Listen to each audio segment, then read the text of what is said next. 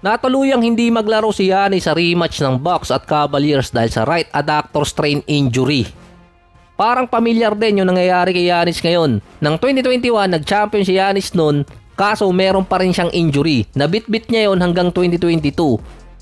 Yun pa ang huling beses na nakalagpas ng first round ng playoff si Giannis. Umabot pa yung injury na yon hanggang 2023 na nakaapekto din sa first round matchup nila sa Miami Heat. Mula tuhod, sinabayan pa yun ng injury sa likod. Sa 2024 naman, dito nagkaroon ng panibagong injury si Giannis. Naging paa, tuhod, balik at ulo. Halos maging kanta na yung injury ni Giannis. Yung isa sa nagpahirap kay Giannis noon, yung right patella tendinitis. Meron pang isang injury ang iniiwasan ng Milwaukee Bucks noon, yung Achilles tendon injury.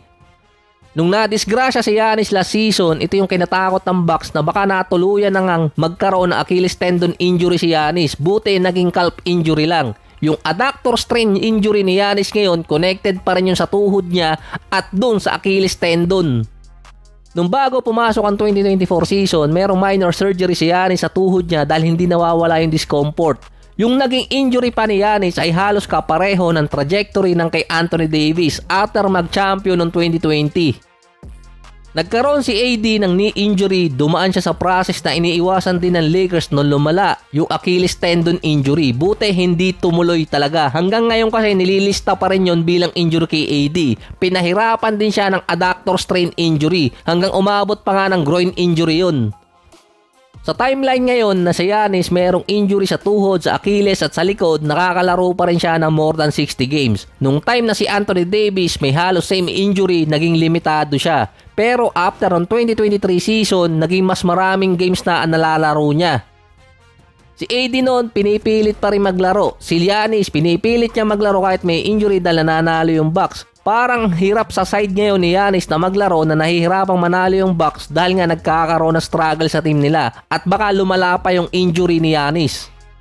Ang Bucks talo pa rin sa Cavaliers, pinalamang na nung fourth quarter. Parang pinatakam lang ulit ng Cavaliers. Si Garland naman ngayon, 5 straight points para makalamang sila nung 1 minute mark. 39 points, 8 assists para sa kanya. Si Donovan naman nalimitahan ng 14 points. Sa Bucks, si Damian Lillard, 36 points at 7 assists. Kasunod pa niya si Bobby Portis na meron 21 points. May Giannis or wala, dikit yung naging game ng Bucks at Cavaliers. May konting kulang lang talaga, baka si Middleton na yung makakasagot sa problema nila. Ang dali lang kasi kay Damian Lillard na makatira ng malayo, pero hirap siyang makalayo kapag playoffs na.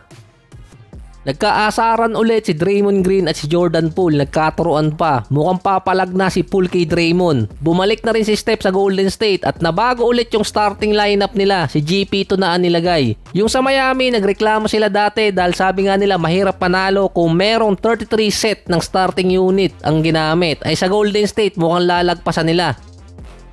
Mainit din si Draymond kay Poole, biruin yung naka 18 points, 8 rebounds at 5 assists pero hindi yun yung 3 out of 4 sa 3-point area. Si Steph naman mukhang naka minutes restriction, 24 points, 4 out of 9 pa rin. Si Buddy Hield nasa 20 points, 3 out of 8. Nakapitalize kasi ng Golden State yung turnover ng Wizards, 20-13. Sa nakaraan dalawang season, hirap manalo ang Golden State. Noong 2023, hirap sila sa road games. Noong 2024, struggling sa home game. Ngayon naman, mukhang parehong home and away game. Maganda yung resulta. Pero dito masusubok sa next 2 games dahil ang kalaban nila yung top 2 teams sa East. November 7, Celtics. November 9, Cavaliers. Ang Lakers naman disgrasya pa sa Detroit. Natambakan pa sila ng 20 points noon, sinubukang humabol pero kinapos dahil may problema sa Lakers. Mukhang hindi na feeder ngayon ng Detroit dahil ang Lakers out-rebounded ng malaki kontra Detroit.